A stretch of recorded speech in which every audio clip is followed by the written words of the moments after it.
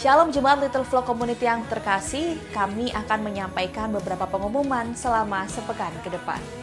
Ibadah raya rutin Little Flock Community yang akan diadakan pada 12 Maret 2023 mendatang akan dilayani oleh Pastor Ebenezer.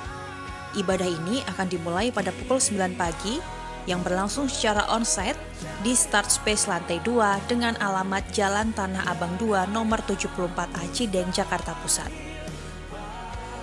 Ibadah ini juga akan disertai dengan Sunday School bagi Anda, Jemaat Little Flock yang turut serta mengajak anak-anak Anda dalam ibadah raya Minggu.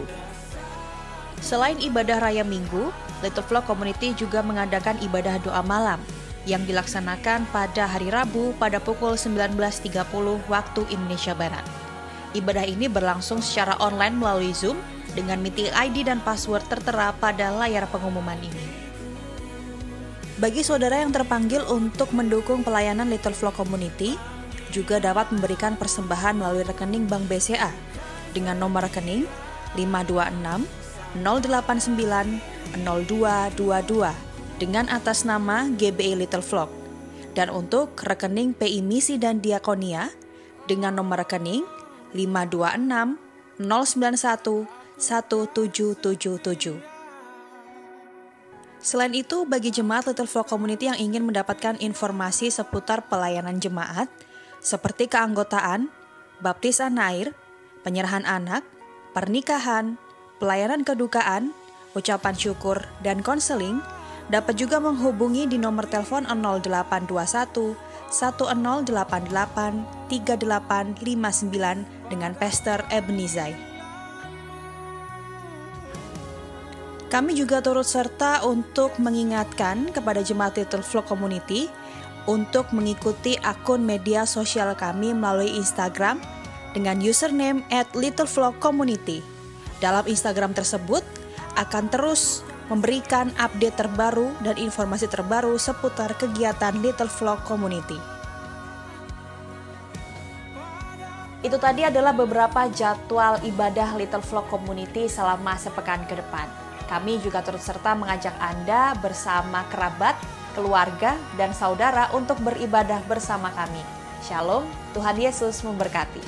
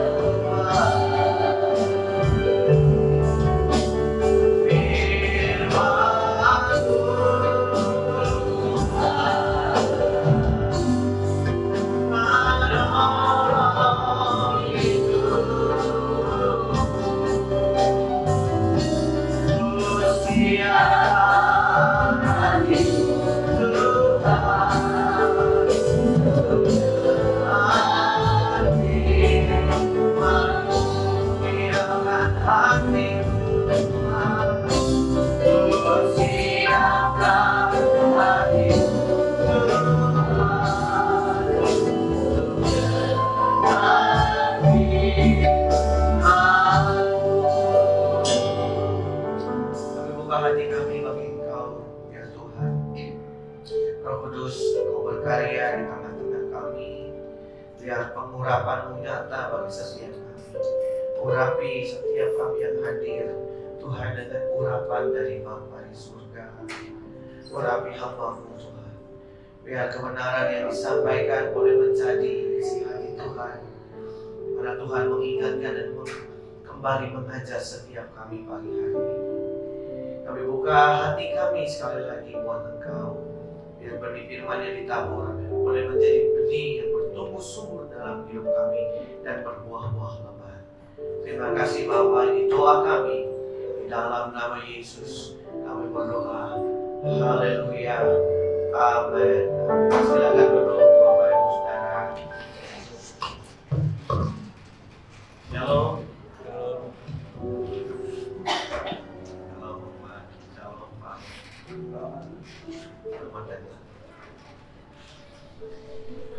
Bapak Ibu Saudara yang kasih dalam Tuhan, pagi hari ini kita bersyukur buat kebaikan Tuhan.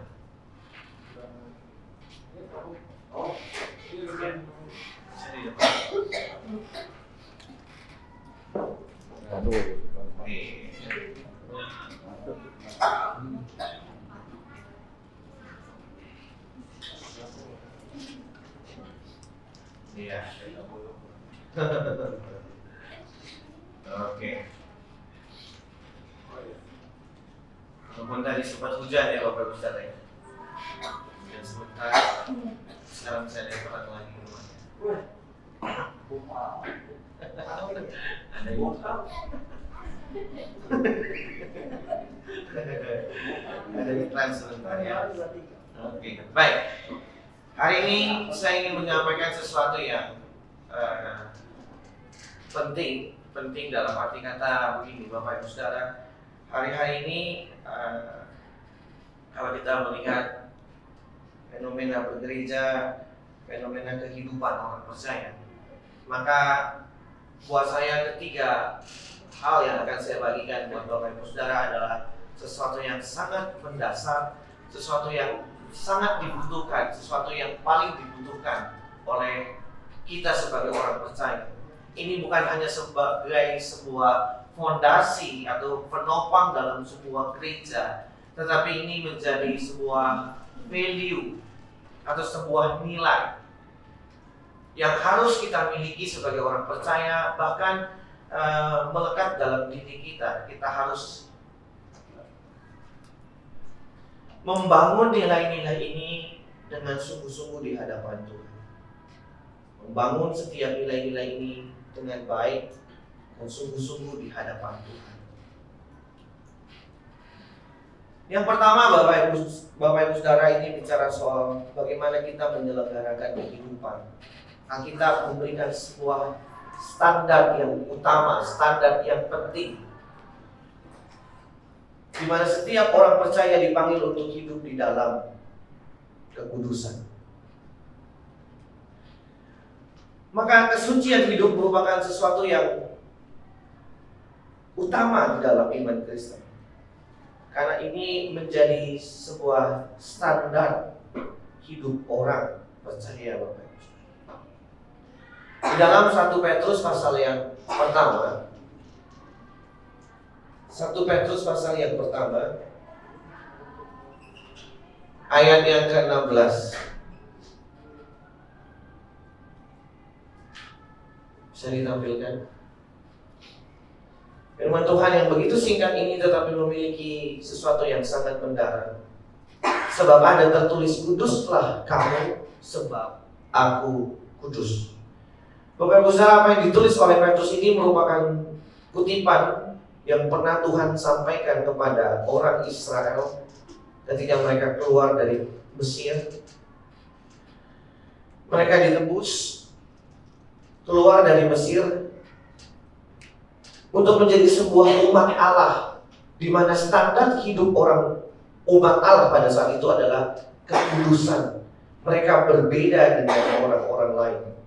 Mereka berbeda dengan orang-orang di sekitarnya. Ini menjadi satu standar yang tidak bisa dilepaskan dalam hidup orang percaya, yaitu hidup di dalam kekudusan. Kuduslah kamu sebab aku itu Tuhan, itu kudus. Ini prinsip pertama yang perlu Bapak Ibu Saudara dan saya renungkan. Hidup di dalam kekudusan dan kesucian ini. Bapak Ibu Saudara, ketika kita menerima Tuhan sebagai Tuhan dan Juru Selamat, ketika kita menerima Yesus Kristus sebagai Tuhan dan Juru Selamat, maka di dalam Alkitab ada satu proses yang kemudian terjadi dalam diri orang percaya, di mana setiap kita akan masuk ke dalam fase ini, kita akan masuk kepada fase untuk mengalami penebusan dari Allah. Roma pasal yang ke-6 ayat yang ke-22, tolong dibacakan, dibukakan maksud saya. Roma pasal yang ke-6 ayat yang ke-22. Tetapi sekarang setelah kamu dimerdekakan dari dosa, ini konteksnya ketika Bapak Ibu Saudara dan saya terima Yesus sebagai Tuhan dan Juru Selamat. Setelah kamu menjadi hamba Tuhan, kamu menjadi anak Allah, kamu masuk dalam anggota kerajaan Allah, kamu beroleh buah. Buah itu hasil sesuatu yang Bapak Ibu Saudara dan saya ikuti proses yang membawa kamu kepada pengudusan, dan sebagai kesudahannya ialah hidup yang kekal. Jadi proses ini adalah satu proses yang Allah kerjakan. Makanya kenapa kesucian hidup itu menjadi sebuah standar, karena ketika Bapak Ibu Saudara saya menerima Kristus sebagai Tuhan dan Juru Selamat, Allah menggarap kehidupan kita, Allah menguduskan setiap kita. Bapak Ibu Saudara dan saya dipanggil untuk hidup dalam kekudusan, dan itu sebabnya Allah bekerja di dalam hidup kita sehingga kita mengalami kekudusan Allah. Kita mengalami hidup yang dibaharui, hidup yang dikuduskan, hidup di dalam kesucian. Kalau Bapak Ibu Saudara mendengarkan khotbah yang saya sampaikan beberapa minggu yang lalu bahkan, dan beberapa kali saya sampaikan bahwa Tuhan memberikan sarana-sarana dalam kehidupan yang dipakai oleh Tuhan menjadi alatnya untuk membawa Bapak Ibu Saudara dan saya mengalami pembaharuan hidup ini.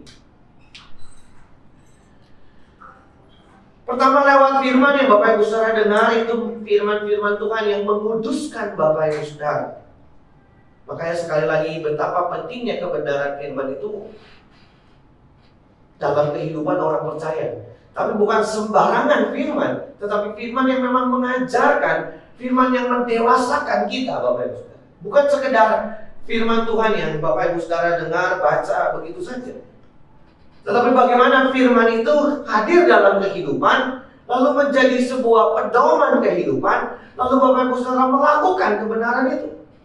Sebab kalau Bapak Ibu Saudara firman hanya kita dengar saja, lalu hanya sampai kepada pengetahuan kita saja, oh saya tahu firmannya, saya tahu ayatnya, saya tahu konsepnya, saya tahu intinya, tetapi Bapak Ibu Saudara tidak melakukannya, maka firman itu menjadi benih yang sia-sia, benih yang mati saja. Dan banyak orang percaya akhirnya hanya jago berdebat, orang percaya hanya tahu banyak firman, sudah dari sekolah minggu dengar ceritanya, sudah dari kecil tahu ceritanya, tetapi firman itu tidak pernah mengubah kehidupannya. Bicara soal kekudusan hidup bukan hanya bicara soal bagaimana status kita berkenan di hadapan Allah saja, tetapi bagaimana kehidupan yang hidup ini diubahkan. Hidup ini diubahkan. Bapak Ibu Saudara nggak usah khawatir, karena Allah dalam hikmatnya tentu menenun setiap kita berbeda. Setiap kita punya proses yang berbeda. Proses saya berbeda dengan proses teman-teman yang melayani, bahkan yang masih sekolah teologi. Proses saya berbeda dengan proses Om Robi, proses dengan tante, Om Angkatmu. Karena kita masing-masing punya pergumulan dengan Allah, pengalaman pribadi dengan Allah yang berbeda. Maka letaknya itu bukan menjadi ujung atau hasil yang kita ingin terima. Tentu hasilnya nanti pasti beda-beda. Yang menjadi masalah adalah bagaimana hal itu terjadi itu, proses itu berlangsung dalam hidup kita. Sayangnya Bapak Ibu Saudara, orang percaya itu seringkali berpikir kehidupan kekristenan itu seperti kehidupan beragama biasa. Seperti halnya orang beragama gitu, yang punya tempat ibadah, hari ibadah, ada kitab suci, ada yang disembah, ada pendeta, lalu ada dalam tanda kutip kebaktian atau ritual-ritualnya. Sehingga dengan menyelenggarakan ini semua nih, hari ini, menyelenggarakan ini mewakili semua proses yang ingin Allah kerjakan. Tetapi sebenarnya kekristenan memanggil kita bukan hanya sampai di situ, Bapak Ibu. Karya Yesus di atas kayu salib itu sangat besar. Yesus bukan hanya mengampuni, Bapak Ibu. Yesus bukan hanya menebus kita dari dosa, tetapi ada satu hal yang sangat luar biasa menurut saya, di mana kematian di atas kayu salib, kematian Yesus di atas kayu salib menebus dosa Bapak Ibu Saudara adalah memperbaiki hidup kita yang sudah rusak karena dosa. Ada satu tawaran di dalam Injil, dalam Yesus yang tidak diberikan oleh siapapun selain Yesus yang bisa berikan. Itu adalah hidup yang baru. Kamu mau gak terima hidup yang diubahkan dari hidupmu yang di dalam dosa yang rusak ini, menerima satu kehidupan yang baru. Makanya hidup baru itu bukan statusnya berubah dari tidak Kristen jadi Kristen, atau sekarang saya orang Kristen. Tetapi hidup yang baru ini bicara soal hidup yang sungguh-sungguh ditawarkan. Ada pembaharuan yang terjadi dalam hidup, dan inilah Allah mau kerjakan. Tuhan itu sangat dahsyat dalam mengubah dan membentuk kehidupan seseorang. Dan ini masih berkaitan dengan apa yang saya sampaikan minggu lalu. Kenapa? Karena kita akan mewarisi kerajaannya. Sampai sini ya kami. Ingat Bapak Ibu Saudara, kita akan ada di dalam kerajaan Allah. Maka Tuhan menggarap setiap Bapak Ibu Saudara. Dan Allah punya standar. Standarnya adalah kudus. Kudusnya seperti Allah kudus, dan kudusnya itu masing-masing dalam kehidupan Bapak Ibu Saudara. Jadi fokus kita bukan pada kudusnya, tetapi bagaimana proses pengudusan itu berlangsung dalam hidup kita.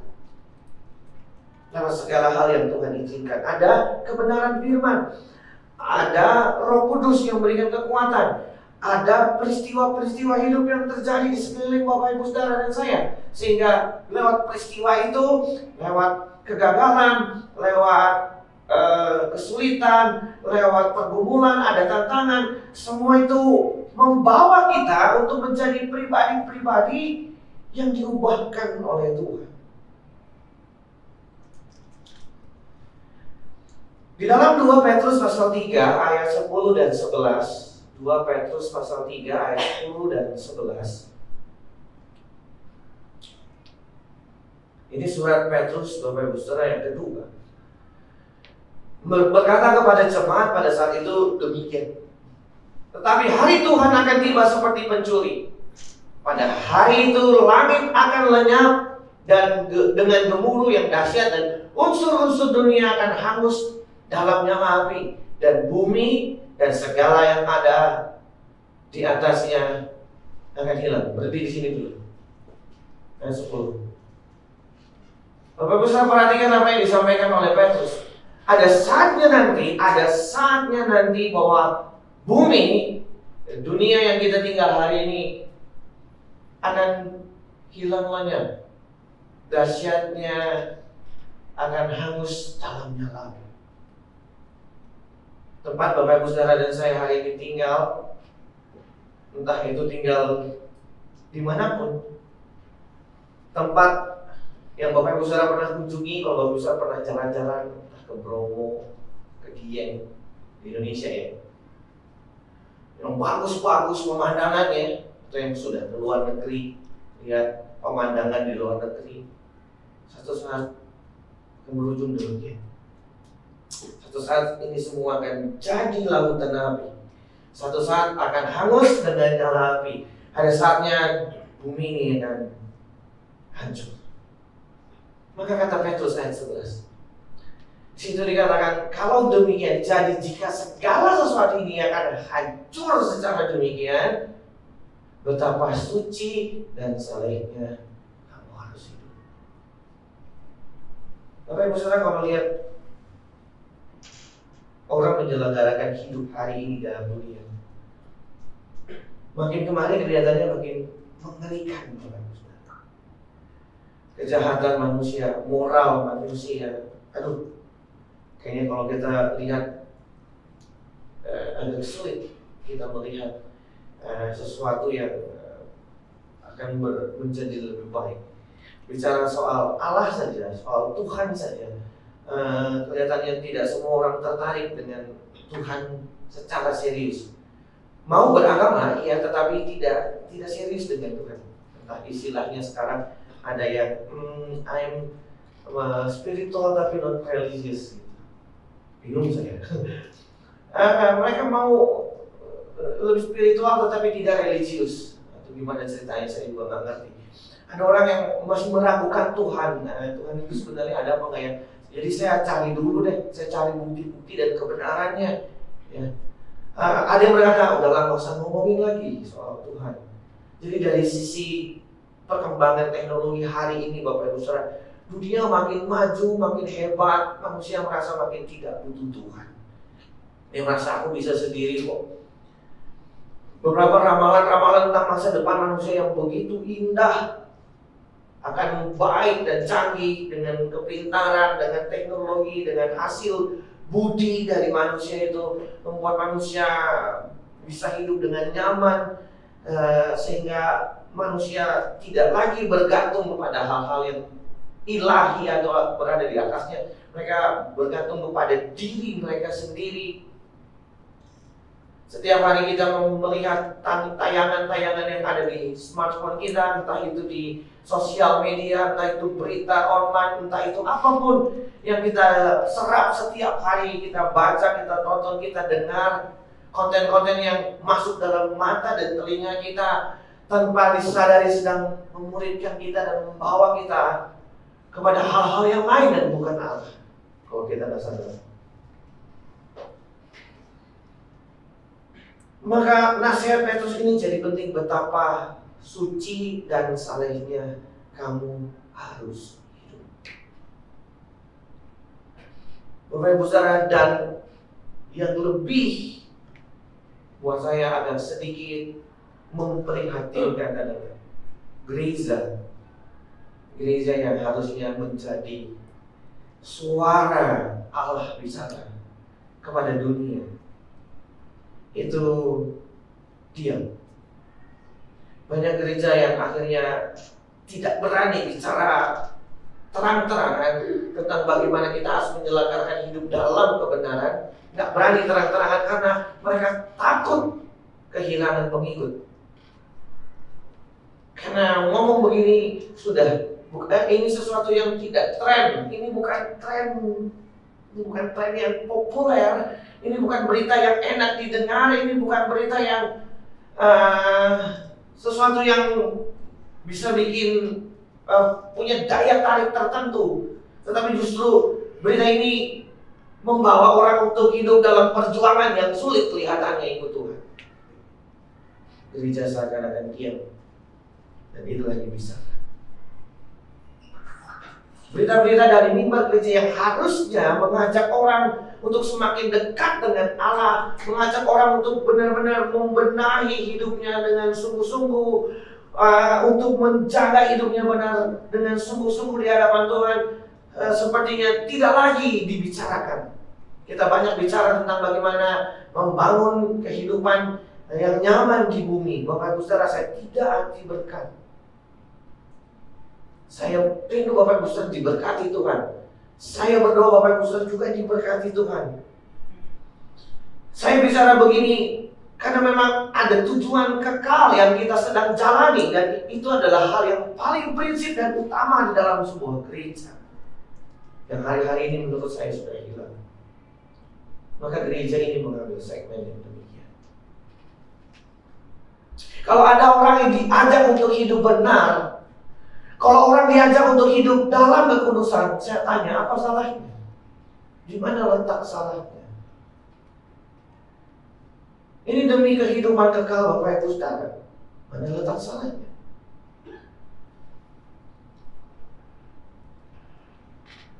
Bapak Ibu Saudara, itu sebabnya kalau ada gereja yang menawarkan hal yang demikian, tentu saya menjadi setuju dengan value dan nilai tersebut, karena memang ini yang menurut saya sangat esensi di dalam kekristenan. Bapak Ibu Saudara, kalau bisa dikat nanti tolong dikat ya Pak Dubi. Dan tidak banyak hari-hari ini menjelang hari Tuhan dan akhir zaman, tidak banyak dari hamba Tuhan yang jatuh belakangan ini dalam hal kesucian hidup. Bapak Ibu saudara lihat betapa pentingnya hal seperti ini. Kalau gereja saya sudah tidak bisa ada para pelaku pelayannya, mereka tidak menjaga kesuciannya, mereka jatuh dalam berbagai hal, entah karena uang, karena pelanggaran moral, entah karena pelanggaran etika. Mereka nggak menjaga hatinya bersih, mereka nggak menjaga mulutnya bersih, mereka nggak menjaga perbuatannya bersih. Ketika gereja dipanggil kembali untuk hidup dalam kebenaran,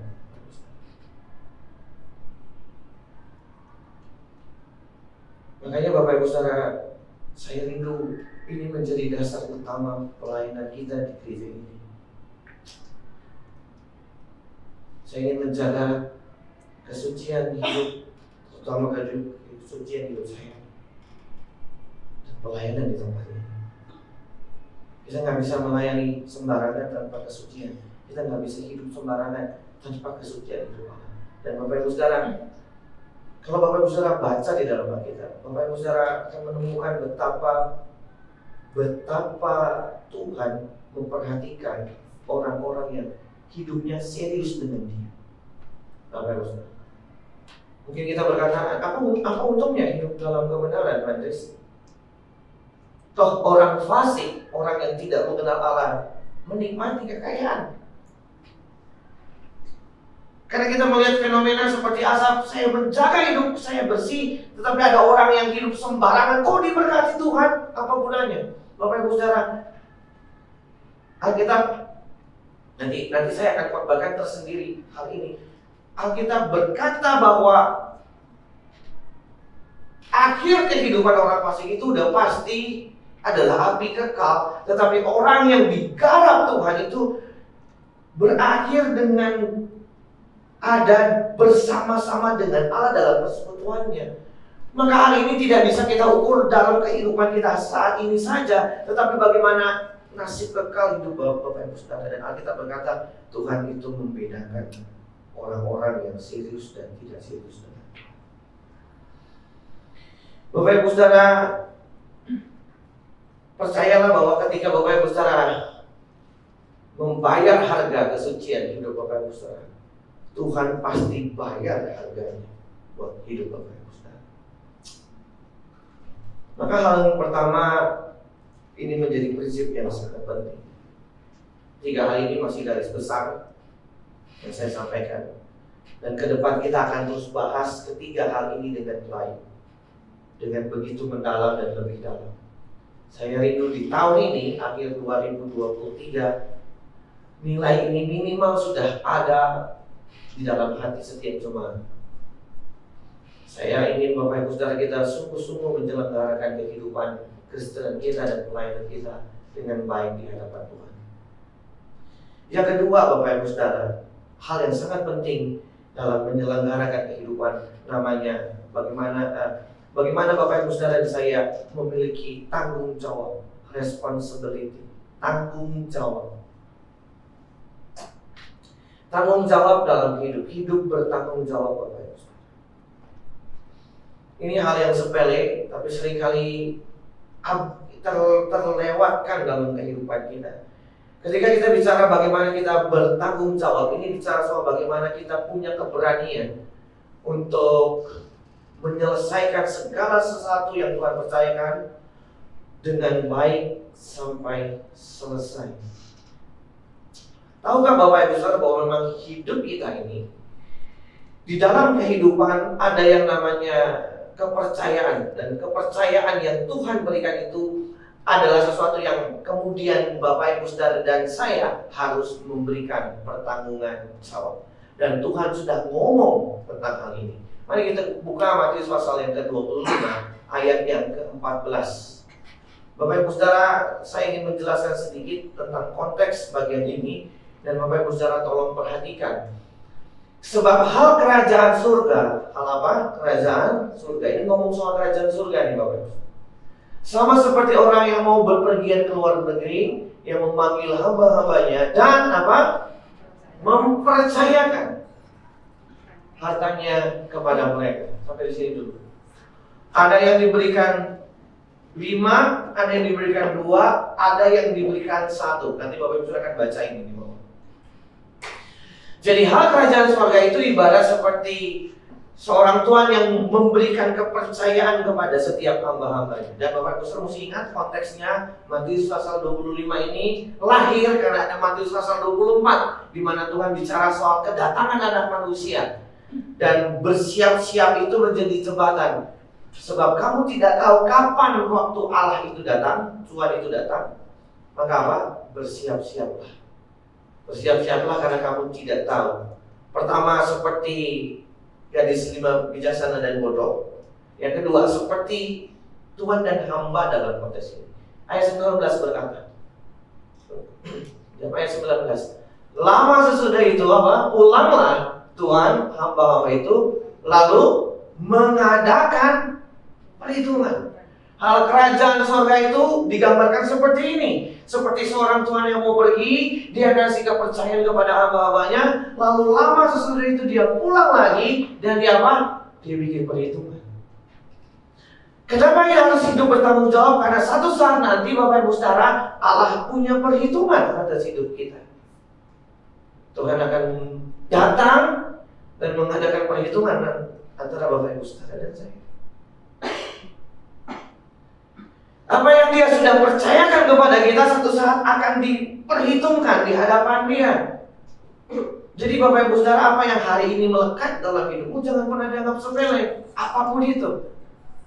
Kalau itu adalah pekerjaan, kalau itu adalah pelayanan, kalau itu adalah rumah tangga, kalau itu adalah harta benda atau apapun yang Bapak Ibu Saudara miliki, uang, talenta, kepintaran, apapun yang Bapak Ibu Saudara miliki, satu saat nanti semua itu akan diperhitungkan oleh Allah, dan dia akan bertanya untuk apa itu semua, apa yang kamu lakukan, apa yang kamu pakai, sampai di mana tanggung jawab Bapak Ibu Saudara dan saya. Ibrani pasal yang keempat ayat yang ke-13.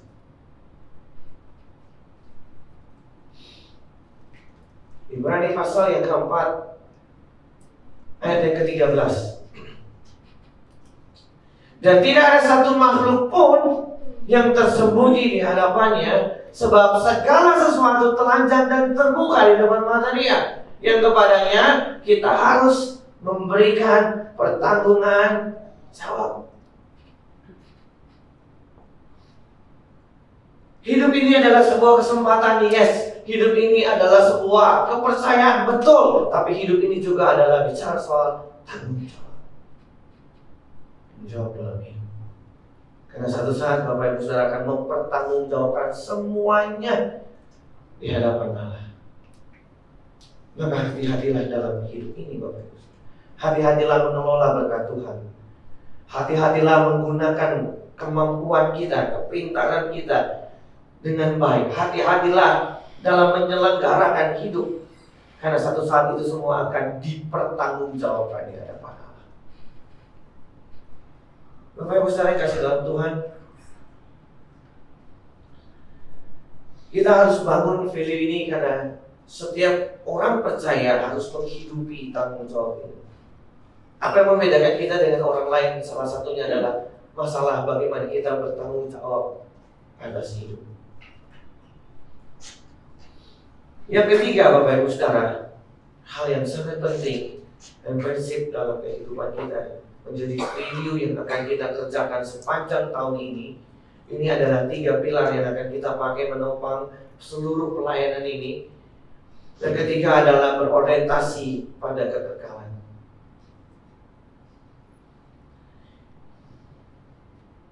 Artinya berorientasi pada kekekalan adalah Bapak Ibu Saudara, fokus kita kemudian adalah membuat sebuah proyeksi hidup di dalam kekekalan. Artinya Bapak Ibu Saudara, kita sedang berjalan menuju hidup yang kekal yang Allah sedang berikan. Hidup kekal adalah sesuatu yang sudah Allah berikan, dan saat ini kita berjalan di dalam jalan itu, berorientasi pada kekekalan. Ujungnya, endingnya, finalnya, tujuan akhir kita adalah kekekalan. Di mana Tuhan sudah mempersiapkan satu tempat bagi Bapak Ibu Saudara dan saya. Satu wilayah yang Allah berikan buat Bapak Ibu Saudara dan saya, tempat yang indah. Tadi sebenarnya lagu Firman sebelum ini ya, sebelum yang dinyanyikan oleh Ibu Yarvi itu di Taman Tuhanku ya. Ada sebuah gambaran sebenarnya ya. Bawaku ke sana di taman Tuhanku, bisa bersama keluargaku dan teman-teman. Saya jangan ngapal ya penyanyi aslinya so.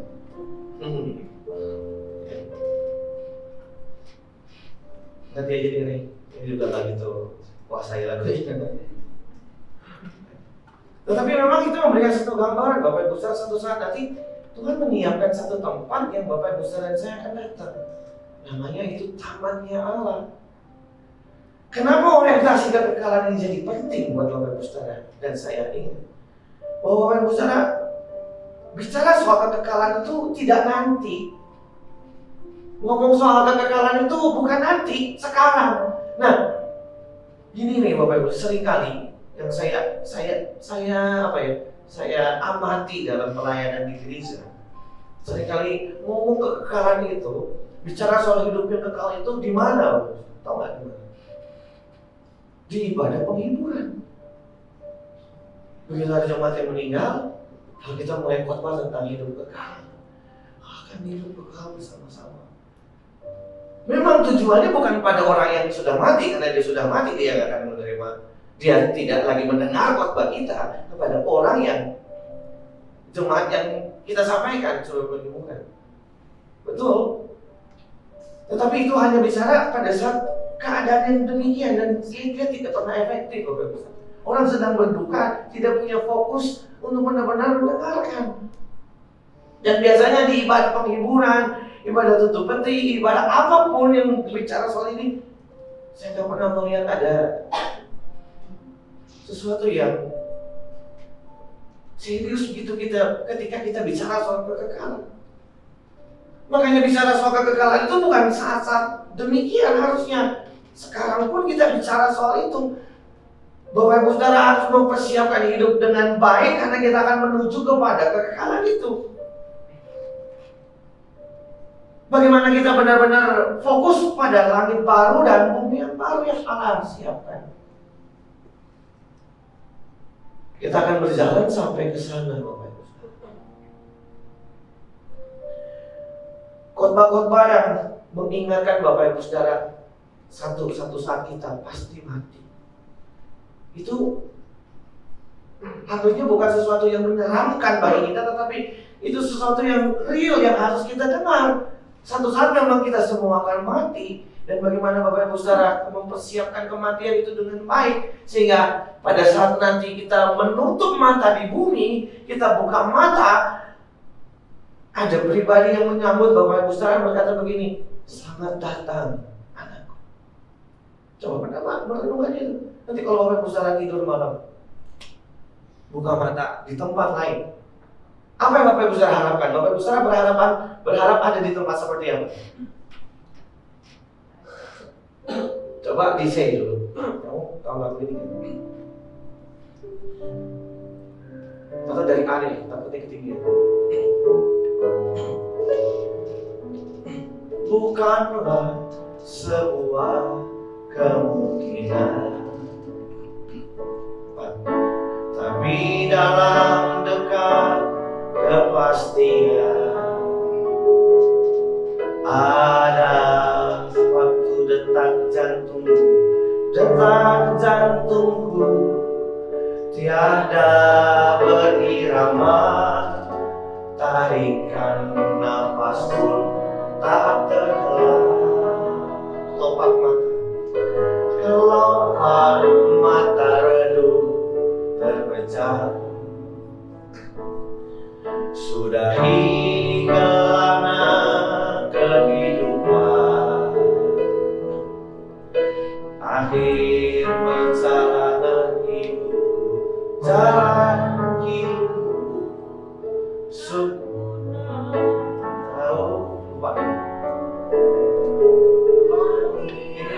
antara bait 2 mau bait 3 saya lupa. Kelopak mata redup terpejam, sudahi gelana kehidupan. Terus tubuh menjadi dingin, aku tidak bernyawa, sukma jua pun terlepas, masuk lorong yang tiada batas. Refnya perkaraan dirimu kemana kau pulang, mungkinkah padang gersang tak bertepi, di sana tiada mentari dan tiada lagi bintang, dalam jurang gelap kengerian. Ini jadi doa kita. Yang aku tahu pasti kemana aku pulang, di hamparan padang hijau tak bertepi. Tuhanlah matahariku di negeri indah Bapakku, kesana kami pulang bersama. Saya nggak pulang sendirian, Purani nggak pulang sendirian, Wester nggak pulang sendirian. Kita pulang bersama. Amin. Bapak Ibu Saudara, kami dan Rani berkomitmen untuk membawa Bapak Ibu Saudara. Selama ada di sini, saya akan mengajar Bapak Ibu Saudara. Saya akan mengingatkan Bapak Ibu Saudara. Saya berdoa buat Bapak Ibu Saudara. Untuk apa? Untuk kita sama-sama pulang. Amin. Bapak Ibu Saudara, saya gak punya apa-apa selain ini yang saya kerjakan. Dalam pelayanan kami gak bisa janji macam-macam. Saya percaya Tuhan pelihara dan berkati Bapak Ibu Saudara. Sebagai gembala saya punya tugas. Saya menghantar Bapak Ibu Saudara semua. Tidak satu pun kita pulang bersama. Di sana ada negeri yang indah. Bapak Ibu Saudara, kekekalan bukan sesuatu yang tidak pasti bagi kita. Itu sesuatu yang real, yang pasti buat Bapak Ibu Saudara dan saya. Mari kita pulang bersama. Makanya Bapak Ibu Saudara, kita harus memindahkan hati kita dari bumi sampai sana. Nah, ini yang susah. Ini yang kita perjuangkan selama kita di bumi. Maka kita harus berorientasi kepada kekekalan langit baru dan bumi baru. Bapak Ibu Saudara, ini menjadi penting kalau kita punya kerinduan untuk pulang, punya kerinduan untuk bersama dengan Allah, bersekutu dengan Tuhan dalam kekekalan. Bapak Ibu Saudara akan pasti jaga hidup baik. Bapak Ibu Saudara pasti mengasihi Tuhan. Bapak Ibu Saudara, kalau itu yang menjadi orientasi pikiran kita, maka kita bekerja, kita melayani, kita cari nafkah, kita berjuang dalam hidup. Semuanya kita tujukan untuk perkara kekal ini. Kalau aku bekerja untuk kekekalanku bersama dengan Allah. Kalau aku cari uang, aku cari nafkah, aku pergunakan untuk perkara-perkara kekal. Orang aku melayani dengan sungguh-sungguh, karena di sana aku pun akan melayani Tuhan pekerjaannya. Dwi, di sana masih bisa foto-foto ini. Percaya aja. Saya percaya itu, Wi. Dia masih bisa kasih pengumuman sama malaikat-malaikat, kasih pengumuman di mana-mana. Jadi semua kita bisa melayani pekerjaan Tuhan. Kalinda, kamu masih bisa siapin cambir buat kita, masih bisa.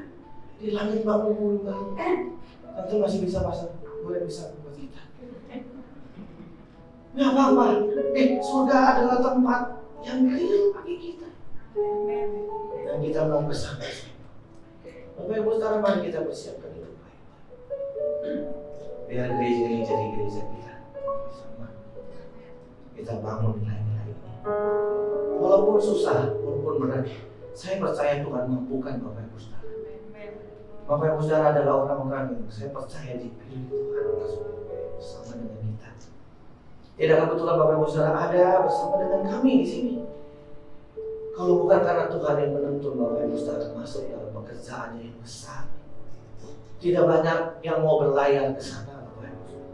Banyak orang ingin berlayar di bumi, parkir hidupnya di bumi. Tapi kita mau berkemas-kemas, kita mau ke langit baru. Amin. Mari kita berdiri.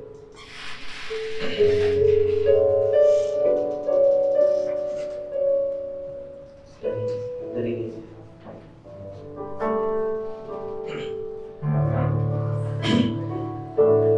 aku percaya kepadamu, walau ku tak mengerti,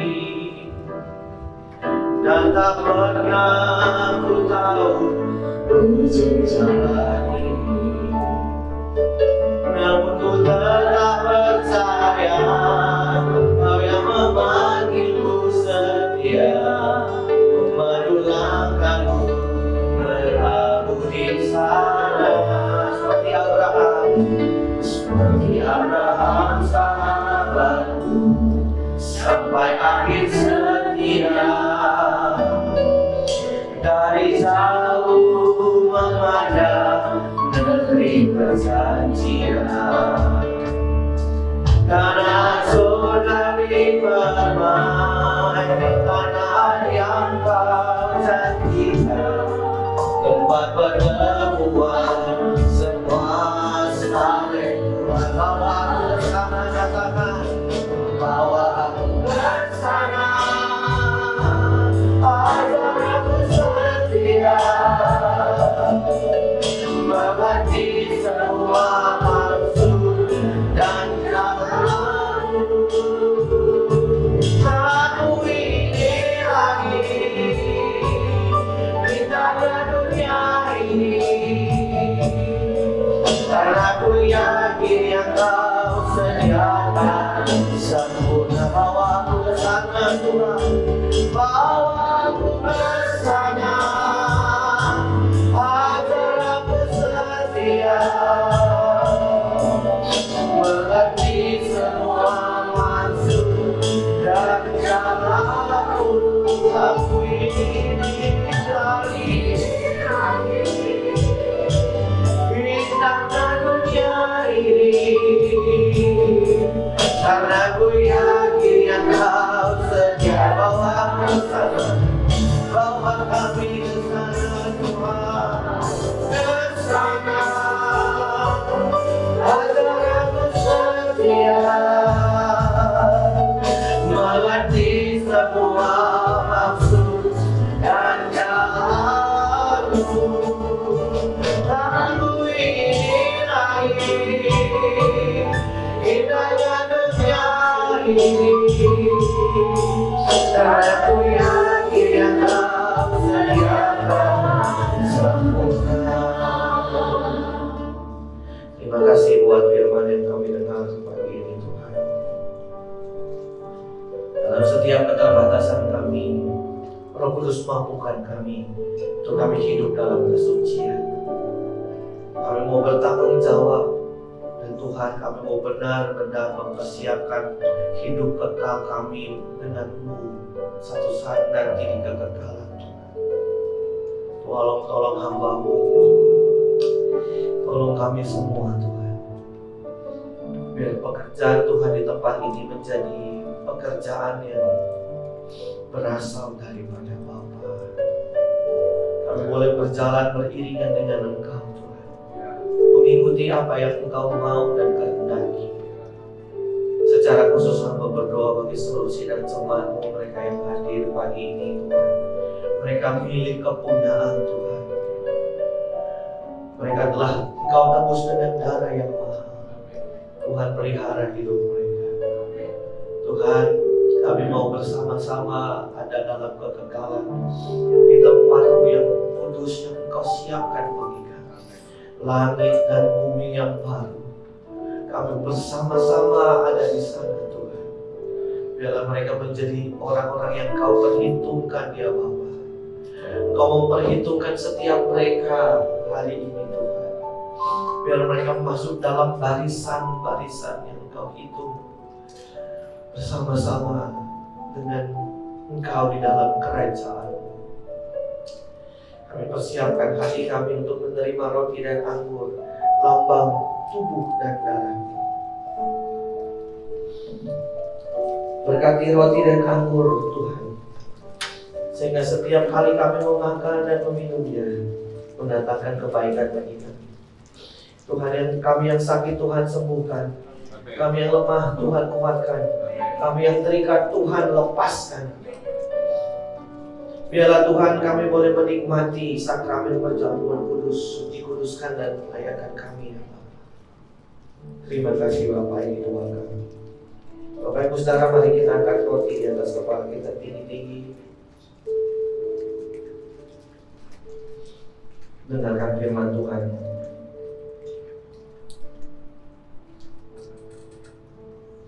Sebab apa yang telah kuteruskan kepadamu telah aku terima dari Tuhan, yaitu bahwa Tuhan Yesus pada malam itu ia diserahkan mengambil roti, dan sesudah itu ia mengucap syukur atasnya. Ia memecah-mecahkannya dan berkata, inilah tubuhku yang diserahkan bagi kamu. Perbuatlah ini menjadi peringatan akan aku. Bukankah roti yang kita pecah-pecahkan adalah persekutuan dengan tubuh Kristus? Mari kita terima dengan hati percaya dan bersyukur dalam nama Yesus.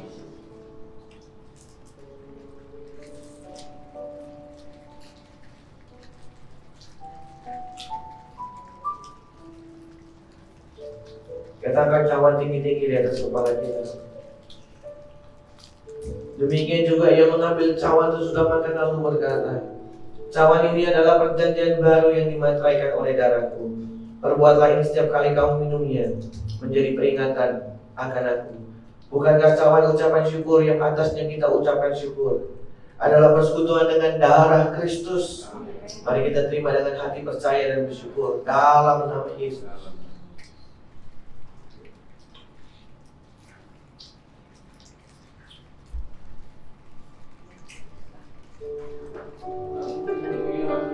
Mari kita sembah Tuhan.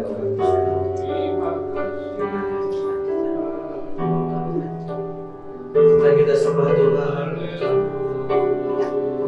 Haleluya. Oh Tuhan,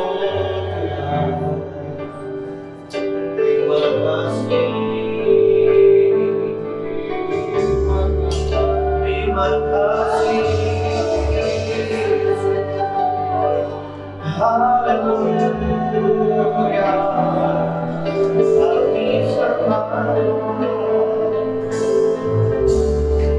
Kami sembah.